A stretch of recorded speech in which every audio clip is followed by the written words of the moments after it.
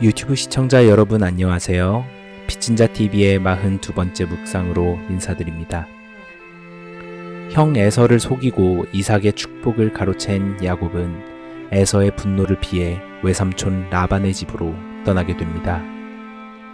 그곳에서 라반의 두 딸인 레아와 라헬을 아내로 얻고 라반을 위해 14년을 일합니다. 라헬이 요셉이라는 아들을 낳은 뒤 무언가를 결심한 듯 야곱은 라반에게 말을 건넵니다. 오늘의 묵상은 여기에서 이어집니다. 함께 나눌 말씀은 창세기 30장 25절에서 30절 말씀입니다. 라헬이 요셉을 낳았을 때에 야곱이 라반에게 이르되 나를 보내어 내 고향 나의 땅으로 가게 하시되 내가 외삼촌에게서 일하고 얻은 처자를 내게 주시어 나로 가게 하소서. 내가 외삼촌에게 한 일은 외삼촌이 아시나이다. 라반이 그에게 이르되 여호와께서 너로 말미암아 내게 복 주신 줄을 내가 깨달았노니 내가 나를 사랑스럽게 여기거든 그대로 있으라. 또 이르되 내 품삯을 정하라. 내가 그것을 주리라. 야곱이 그에게 이르되 내가 어떻게 외삼촌을 섬겼는지 어떻게 외삼촌의 가축을 찾는지 외삼촌이 아시나이다. 내가 오기 전에는 외삼촌의 소유가 적더니 번성하여 때를 이루었으니 내 발이 이르는 곳마다 여호와께서 외삼촌에게 복을 주셨나이다. 그러나 나는 언제나 내 집을 세우리이까. 야곱이 사랑하는 아내 라헬을 통해서 요셉이라는 아들을 얻게 된 후 야곱은 라반에게 이렇게 말했습니다. 외삼촌, 이제 제가 외삼촌을 떠나 고향으로 가고 싶습니다. 제가 외삼촌을 위해서 일을 하면서 얻은 아내와 자식들을 데리고 함께 가게 해주세요. 제가 외삼촌을 위해서 한 일들을 외삼촌도 잘 아시지 않습니까? 이 말을 들은 라반은 야곱을 떠나보내기가 싫었는지 이렇게 말했습니다. 나의 조카 야곱아, 물론 잘 알고 있단다. 너로 인해 여호와께서 나에게 복을 주셨다는 것을 내가 깨달았단다. 이제부터는 너의 일하는 노동에 대한 품삯을 정하면 너에게 그것을 줄 테니 내가 나를 생각한다면 나와 함께 있어다오. 사실 여태껏 야곱은 아무런 품삯을 받지 않으면서 라반을 위해 일해왔습니다. 14년 동안 라반을 위해 일해온 것은 라반의 딸인 라헬을 아내로 얻기 위해서였죠. 본래 라헬을 아내로 얻기 위해 7년 동안 일하기로 되어 있던 야곱은 라반에게 속아 레아와 먼저 결혼한 뒤 라헬을 위해 다시금 7년을 연장하여 일하게 된 것이지요. 총 14년의 세월을 아무런 품삯을 받지 않고 일을 하며 레아와 라헬을 아내로 얻고 아내와 여종을 통해 11명의 아들과 1명의 딸을 가지게 되었습니다. 그리고 오늘 드디어 야곱의 노동에 대한 품삯을 정하게 되었습니다. 야곱은 품삯에 대해서 말하기 전 이야기합니다. 외삼촌, 제가 그동안 어떻게 외삼촌을 섬겼는지, 어떻게 외삼촌의 가축을 돌보아 왔는지를 잘 아시지요? 제가 이곳에 오기 전에는 외삼촌의 소유가 적었습니다. 하지만 이제는 번성하여 가축이 때를 이루지 않았습니까? 제 발이 닿는 곳마다 여호와께서 외삼촌에게 복을 주셨습니다.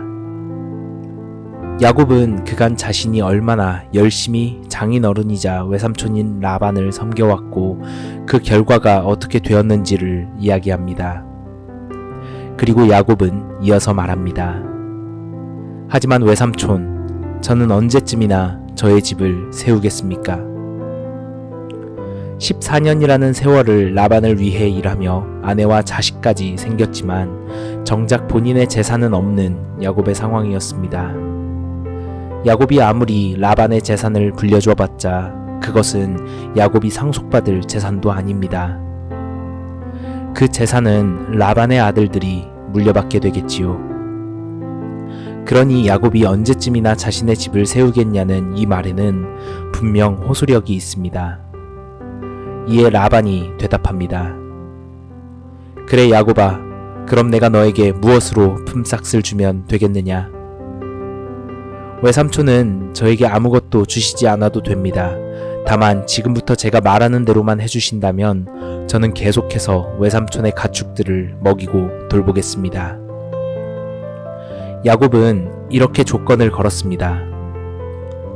제가 오늘 외삼촌의 양떼를 두루 살피며 양 중에 아롱진 것과 점이 있는 것, 그리고 검은 것을 가려내고 염소떼 중에서는 점 있는 것들과 아롱진 것들을 구별토록 하겠습니다. 그럼 그것들이 저의 품삯이 될 것입니다. 언젠가 나중에 외삼촌이 오셔서 저의 재산을 조사할 때에 제가 가진 양떼 중에 검지 않은 양이 있다든지 염소 중 아롱지지 않은 것이나 점이 없는 놈이 있다면 그건 제가 외삼촌의 재산을 도둑질한 것으로 생각하셔도 됩니다. 쉽게 이야기하자면 야곱은 온전한 흰 양과 온전한 검은 염소를 제외한 나머지를 품삯으로 요구한 것으로 보면 됩니다. 사실 이는 야곱에게 불리한 내용입니다. 양은 원래 희고 염소는 원래 검습니다. 그 이외의 색상이나 무늬를 가진 양과 염소는 흔하지 않습니다. 라반은 이런 조건을 거는 야곱의 말에 수긍하며 대답했습니다. 그래, 너의 말대로 하자꾸나.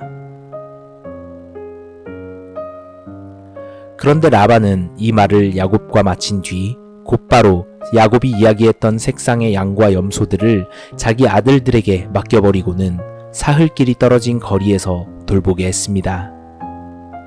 조건 자체도 야곱에게 불리한 조건이지만 라반은 야곱에게 한 마리의 양과 염소도 주기 싫었던 모양입니다. 여태껏 14년 동안 야곱을 무일푼으로 부려먹은 라반의 심보가 하루아침에 개과천선하진 않겠지요. 결국 야곱은 온전한 흰 양과 온전한 검은 염소만을 돌보게 되었습니다. 이때까지만 해도 야곱은 아무것도 품삯으로 가져가지 못하게 되는 상황인 듯합니다. 하지만 이후로 이상한 일이 벌어지기 시작합니다. 야곱은 온전한 흰 양과 검은 염소를 돌보면서 이상한 일을 합니다. 버드나무와 살구나무, 신풍나무의 푸른 가지를 가져다가 그 껍질을 벗겨 흰 무늬를 내고는 양들이 개천의 물 구유에서 물을 마시러 와 짝짓기를 할 때 껍질 벗긴 나뭇가지를 보여줍니다. 그리고 그 껍질 벗긴 나뭇가지를 보면서 짝짓기를 한 양들은 신기하게도 줄무늬가 있거나 얼룩이 지거나 반점이 있는 등의 무늬를 가진 새끼를 낳았습니다. 기적과도 같은 일이 벌어졌다고 할 수 있습니다. 온전한 흰 양끼리 교배를 해서 낳은 새끼가 얼룩진 것이나 아롱진 것이 나오고 온전한 검은 염소끼리 교배를 해서 낳은 새끼는 얼룩지고 아롱진 것이 나왔으니 말이죠. 심지어 야곱은 튼튼한 양이 짝짓기를 할 때엔 그 나뭇가지를 보여주고 허약한 양이 교미를 할 때엔 나뭇가지를 보여주지 않았습니다. 그러니 라반의 몫이 될 흰 양과 검은 염소는 약한 개체로 태어나고 야곱의 몫이 될 얼룩지고 아롱진 양과 염소들은 튼튼한 개체가 태어나게 되었죠. 그렇게 야곱의 품삯이 될 튼튼한 양과 염소가 점차 많아지게 되었고 야곱의 재산은 나날이 번창하여 양떼와 노비와 낙타와 나귀도 많아졌다고 성경은 기록합니다. 여기까지가 오늘의 본문 창세기 30장 내용의 요약입니다.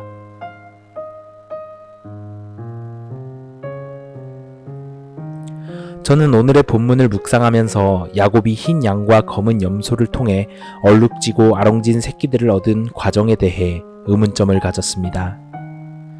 특정 나무의 푸른 가지를 가져와 그 껍질을 벗겨 짝짓기 중인 양과 염소에게 보여주면 특정한 무늬를 가진 새끼를 임신하게 만들 수 있다는 내용의 성경 본문은 너무나도 비과학적이고 이해가 되지 않는 부분이었기 때문입니다. 해당 본문에 대해 어떤 다른 참고자료에서는 야곱이 이미 멘델의 유전 법칙을 알고서 열성인자를 가진 양과 염소만을 골라내어 교배를 시켰다는 식의 설명을 시도하기도 합니다. 하지만 그 설명 역시도 저는 이해가 되지 않았던 이유는 열성인자의 유전자를 지닌 양과 염소만을 구분해내는 것도 어려운 일이거니와 그것이 가능했다 하더라도 그 새끼들의 유전자가 열성 인자만으로 구성되어 태어나는 확률은 4마리 중 1마리 꼴입니다. 물론 이것도 다른 요인을 배제하고 정말로 단순하게 생각해서 나오는 확률입니다. 실제로는 그보다도 더 적은 비율로 태어나겠죠. 이 부분 또한 설명이 빈약했기에 저는 당최 해당 부분을 어떻게 받아들여야 할지 몰랐습니다. 우리는 오늘 본문을 묵상하며 어떤 성경적 교훈을 얻어야 할까요? 나의 이성과 지성으로는 이해되지 않고 납득할 수 없는 성경의 이야기에 대해서 말이죠. 신앙생활을 하며 성경을 묵상하고 공부하다 보면 우리는 때때로 우리의 지성으로 이해할 수 없는 영역의 본문을 접할 때가 많습니다. 오늘의 본문도 마찬가지이죠. 야곱이 짝짓기 중인 흰 양이나 검은 염소들에게 어떤 나뭇가지의 껍질을 벗겨 보여준다는 그 행위만으로 어떻게 원하는 무늬의 털을 가진 새끼들이 태어나게 만들 수 있을까요? 오늘 본문의 이야기만 그런 것도 아닙니다. 성경에서 말하는 기적과도 같은 이야기들은 이외에도 셀 수도 없이 많으며 심지어는 예수님의 가르침에도 우리가 이해하기 어려운 말들이 너무나도 많이 있습니다. 이러한 기적적 사건과 이해하기 어려운 성경의 가르침을 우리는 어떻게 받아들여야 할까요? 오늘의 묵상은 이러한 고민에서 출발합니다. 예수님을 만난 니고데모의 이야기를 기억하고 계실지 모르겠습니다. 저는 당시 예수님과 니고데모의 대화 내용에서도 구원에 대한 예수님의 가르침 중에서 이해하기 어려운 부분이 많았다고 고백한 바 있었습니다. 거듭나야 한다는 가르침, 육으로 난 것은 육이며 영으로 난 것은 영이라는 그 말씀, 성령으로 난 사람은 바람과 같다는 이야기들은 본문을 아무리 읽고 또 읽어봐도 저의 지성으로는 이해하기가 어려운 내용이었습니다. 저는 이것들이 의미하는 바가 무엇인지, 그 속에 담긴 속뜻이 무엇인지는 여러분과 차마 나눌 수 없었습니다. 제가 이해하지 못하는 내용으로 어찌 여러분에게 성경 묵상으로 나눌 수 있겠습니까? 저의 무지함을 함께 나누며 묵상의 결론을 이렇게 마무리 지었죠. 마치 우리가 처음 어머니의 품에서 새 생명이 시작될 때에 오직 우리의 부모로부터 주어진 생명이었을 뿐, 그 과정을 이해하고서 스스로의 노력으로 새 생명을 얻은 것을 경험한 사람은 아무도 없듯, 물과 성령으로 우리가 거듭나는 과정 역시도 오직 하나님으로부터 주어지는 과정이며, 우리가 그 모든 과정을 이해하고 스스로의 노력으로 거듭날 수 있는 사람은 아무도 없을 것입니다. 거듭남은 우리가 이해해야 하는 것이 아닙니다. 분석해야 하는 것도 아닙니다. 그것은 우리가 체험하고 경험해야 하는 어떠한 것입니다. 그리고 그것은 우리가 하고 싶다고 할 수 있는 것이 아닌 만큼 오직 하나님께 구해야만 하는 것입니다. 그렇다면 우리는 비록 그것을 이해할 수는 없어도 내 삶에 하나님이 역사하심으로써 일어나는 거듭남의 결과물을 느낄 수 있을 것이라 확신합니다. 당시 저는 앞으로 제가 차마 다 이해할 수 없는 성경의 가르침에 대해서 이러한 생각을 가지고 대하기로 다짐했었습니다. 그래서 오늘의 본문도 그때와 같은 마음가짐을 가지고 묵상해 보기로 했습니다. 한 가지 다른 이야기를 해보고 싶습니다. 성경 출애굽기의 내용이죠. 이집트에서 노예 생활을 하던 이스라엘 민족 히브리인들의 이야기입니다. 모세라는 지도자는 이 이스라엘 민족이 이집트 파라오의 지배에서 벗어나 그 땅을 떠나 자유를 누리게 하고 싶었습니다. 그것이 모세에게 주어진 하나님의 명령이었기 때문이죠. 그래서 모세는 파라오에게 이스라엘 민족에게 자유를 주라는 하나님의 명령을 전하지만 파라오는 그 말을 듣지 않았습니다. 하나님은 이집트 땅에 10가지의 재앙을 내리셨고 이집트의 백성들은 그 재앙으로 죽어가며 고통받지만 이스라엘 민족에게는 재앙이 내려지지 않게 그들이 살던 땅을 구별하셨습니다. 마지막 10번째 재앙은 이집트 땅의 모든 처음 난 것들이 죽게 되리라는 재앙이었고, 하나님은 이스라엘 백성들에게 그 재앙을 피할 방법을 알려주셨습니다. 바로 재앙이 내려지는 밤 어린 양을 잡아 그 피를 집 좌우 문설주와 임방에 바르고 그 집 안에서 하나님의 명령을 지키는 것이었죠. 하나님이 재앙을 내리시며 이집트 땅을 두루 다니실 때에 그 어린 양의 피가 보인다면 하나님의 재앙이 그 집은 넘어가게 되리라고 말씀해 주셨습니다. 이 재앙으로 인해 파라오의 첫째 아들을 비롯한 모든 첫째 난 사람들과 짐승들이 모두 이집트 땅에서 죽음을 맞이하게 되었고, 파라오는 결국 이스라엘 백성들에게 자유를 선포하며 이집트 땅을 떠나라고 명령했죠. 그런데 여러분, 집의 좌우 문설주와 임방에 어린 양의 피를 바르던 이스라엘 백성들의 마음을 한번 생각해 봅시다. 물론 지금 당장 재앙을 피해야 하는 상황에서는 이 어린 양의 피가 재앙을 막을 수 있을까에 대한 의구심은 일단 접어두고 명령에 충실해야 했겠죠. 하지만 이런 생각을 하는 사람도 분명 있지 않았을까요? 재앙이 오는 것은 사실이라 치더라도 어린 양의 피를 바르는 게 무슨 힘이 있다고 그런 수고를 해야 하나? 피를 바르는 것이 죽음을 막는 것과 무슨 상관이 있는 거지? 무슨 과학적인 근거가 있어서 이 행위가 재앙을 피하게 된다는 거야? 과연 이런 의문을 가진 사람이 단 한 사람도 없었을까요? 마치 오늘의 본문을 보며 이렇게 생각이 드는 사람이 있을지도 모르듯 말이죠. 야곱이 그 나뭇가지를 양과 염소에게 보여주는 행위가 그 새끼들의 털 무늬와 무슨 상관이 있다고 그런 비과학적인 내용이 성경에 기록이 된 걸까?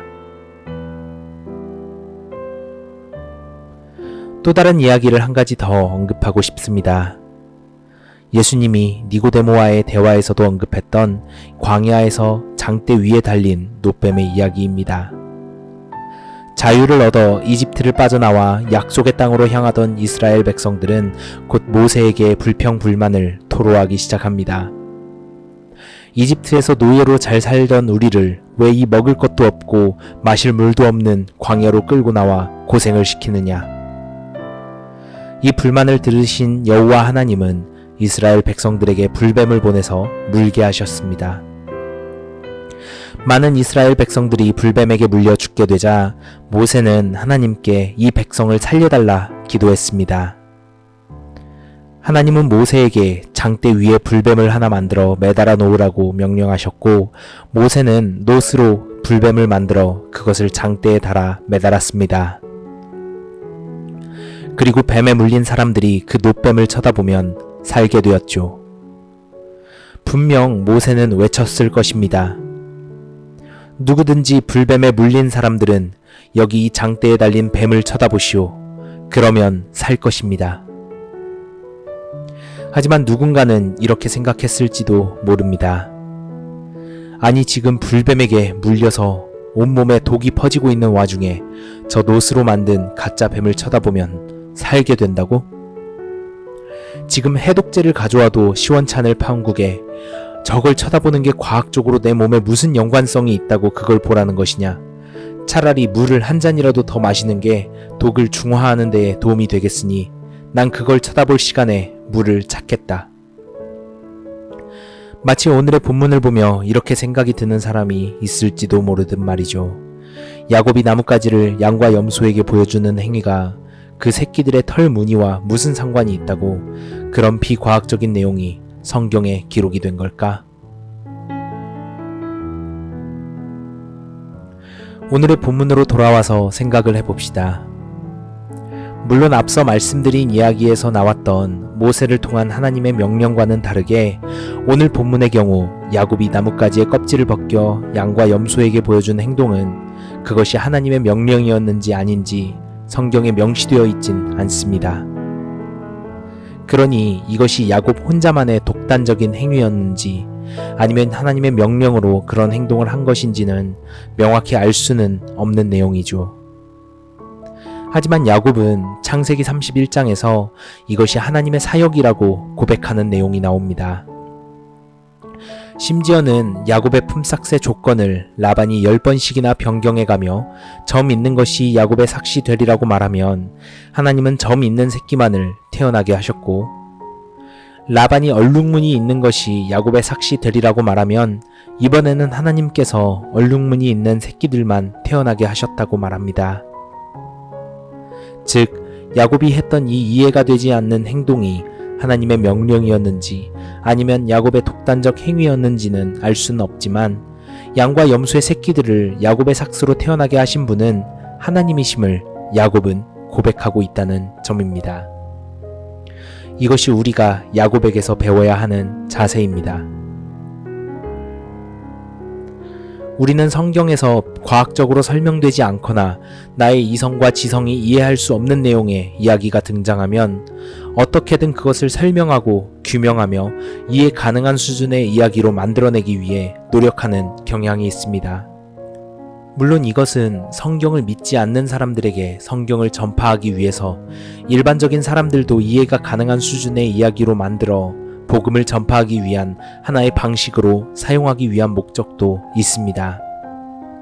하지만 성경은 그러한 시도가 용납될 수 없는, 양보할 수 없는 진리의 영역을 분명 가지고 있는, 하나님이 사람을 통해 직접 기록하신 특별 계시의 영역에 있는 책입니다. 하나님이 세상을 말씀으로 창조하신 사건, 하나님이 보여주신 기적의 사건들, 마리아가 처녀의 몸으로 성자 예수님을 잉태한 사건, 예수 그리스도께서 죽은 지 사흘 만에 부활하신 사건, 그리고 다시 오실 예수 그리스도에 관한 예언의 기록까지 과학적으로 설명되거나 나의 지성으로 이해가 되지 않는다고 해서 그것이 성경의 기록으로서 실존하지 않는 것은 아닙니다. 게다가 그 내용을 부인하는 것이 가능할 정도로, 혹은 모든 것이 상징이나 신화, 전설과 같은 이야기라 치부하는 것이 가능할 정도로 이 이야기들은 결코 가볍게 기록되지 않았습니다. 물론 성경의 기록을 역사적인 고증이나 과학적인 검증을 통해서 우리가 이해 가능한 영역의 이야기로 만들고자 하는 시도가 무조건 옳지 못하다 이야기하는 것은 아닙니다. 어떤 부분에서는 그러한 시도가 성경을 더욱 객관적으로 사실로서 받아들일 수 있게 만들어주고, 어느 정도는 성경을 읽으며 드는 의문을 해소하는 데에 도움을 줄 수도 있기 때문이죠.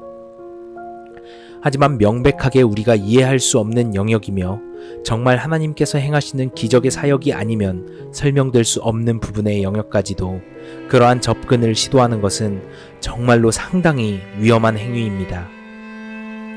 어떤 이들은 마리아가 처녀의 몸으로 예수를 낳은 기록을 하나의 신화나 전설로서 설명합니다. 어떤 이들은 예수의 부활의 사건을 제자들이 만들어낸 이야기라고 가르칩니다. 심지어 어떤 목회자들은 그렇게 과학적으로 이해하기 어려운 성경의 기적과도 같은 이야기들에 대해서 비겁하게 침묵으로 일관하기도 합니다. 하지만 성경은 아굴의 잠언을 통해 우리에게 경고하셨습니다. 너는 그의 말씀에 더하지 말라. 그가 너를 책망하시겠고 너는 거짓말하는 자가 될까 두려우니라. 또한 신명기에서는 모세가 이스라엘 백성들에게 여호와의 말씀을 지킬 때에는 가감하지 말라 권고하기도 하였습니다. 내가 너희에게 명령하는 말을 너희는 가감하지 말고 내가 너희에게 내리는 너희 하나님 여호와의 명령을 지키라. 요한계시록에서는 예언의 모든 말씀에 대해서 이렇게 경고하십니다. 내가 이 두루마리의 예언의 말씀을 듣는 모든 사람에게 증언하노니 만일 누구든지 이것들 외에 더하면 하나님이 이 두루마리에 기록된 재앙들을 그에게 더하실 것이요 만일 누구든지 이 두루마리의 예언의 말씀에서 제하여 버리면 하나님이 이 두루마리에 기록된 생명나무와 및 거룩한 성에 참여함을 제하여 버리시리라. 이 성경 구절들은 각각 잠언에 대하여, 모세가 이스라엘 백성들에 대하여, 요한계시록의 예언의 말씀에 관하여 기록된 내용이지만 이것이 성경 전체에 대해서 우리가 바라보는 관점이 되어서는 안 되는 이유는 무엇이겠습니까? 야곱은 아내들에게 나뭇가지의 껍질을 벗겨 양과 염소가 보게 하는 행위가 어떻게 기적을 일으켰는지를 설명하려 하지 않았습니다. 야곱은 그저 아내들에게 흰 양과 검은 염소 사이에서 얼룩지고 아롱진 무늬의 새끼들이 태어나게 한 것은 바로 하나님의 사역임을 고백했습니다. 하나님이 이같이 그대들의 아버지의 가축을 빼앗아 내게 주셨느니라. 이것이 성경에 기록된 우리가 이해할 수 없는 기적과 사건들에 대한 우리의 올바른 고백입니다. 그리고 그것이 믿어지게 하는 것은 우리의 노력이나 결심, 의지가 아닙니다. 우리가 그것을 믿겠다고 강한 의지로 성경을 본다 한들 과학적으로 설명되지 않는 부분에 대하여, 이성적으로 이해가 되지 않는 영역에 대하여 믿음이 생기는 것이 어찌 가능하겠습니까? 이해할 수 없는 성경의 이야기를 믿게 하시는 이는 바로 성령 하나님이십니다. 그리고 지금 이 묵상을 함께 들으며 성경에 기록된 이 기적의 사건들이 나에게 실제적인 과거의 역사로서 기록된 대로의 사실로서 믿어지는 분들이 계신다면 우리에게 믿음을 은혜의 선물로 주신 하나님께 감사의 찬양을 올립시다. 우리를 택하시고 예수 그리스도가 다시 오실 세상 끝날까지 우리를 견인하시는 하나님의 사랑에 감사합시다. 또한 만일 이 묵상을 들으며 여전히 그러한 성경의 가르침에 대해서 믿음이 생기지 않는 분들이 계시다면 성령 하나님의 도우심을 간절히 구하며 기도합시다. 성령님의 도움이 없다면 우리는 예수 그리스도를 우리의 주인으로 모실 수 없기 때문입니다. 누가 믿음의 선물을 받기로 예정된 자인지, 누가 믿음을 선물로 받을 수 없는 자인지는 그 어떤 누구도 알 수 없습니다. 하지만 하나님은 모든 사람이 구원을 받고 진리를 아는 데에 이르시기를 원하시는 분입니다. 그러니 믿음과 구원의 문제는 피조물인 내가 어찌할 수 없음을 겸손하게 인정하고 하나님께 그 선물을 구하는 것이 피조물인 우리로서는 최선의 방책입니다. 언젠가 나의 주변에 그 열매가 열리는 것이 보이기 시작한다면 그때부터는 구원의 확신을 가지고 성령 하나님의 도우심을 입어 당당히 고백할 수 있을 것입니다. 나의 주 예수는 그리스도이시며 살아계신 하나님의 아들이고 예수는 나의 주시며 하나님께서는 그를 죽은 자 가운데서 살리신 것을 내가 믿습니다.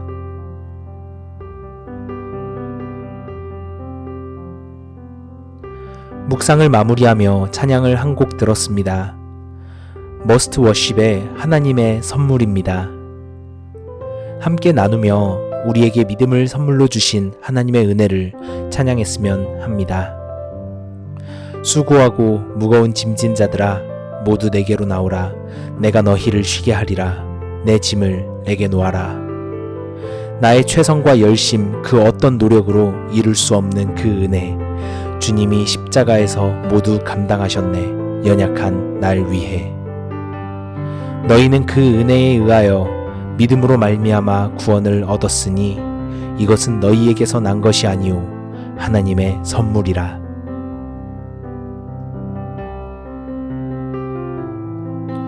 오늘 묵상은 여기까지입니다. 좋아요와 구독, 알림 설정은 큰 힘이 됩니다.